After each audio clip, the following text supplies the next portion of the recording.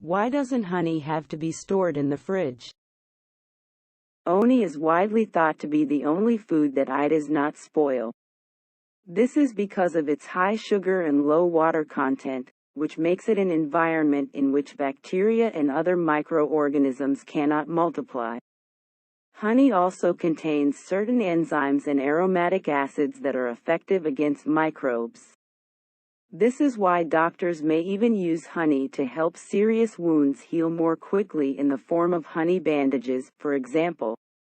On average, honey consists of 70 to 80% sugar and only 15 to 20% water. Added to this are small amounts of pollen, flavorings, minerals, vitamins, enzymes, and other proteins.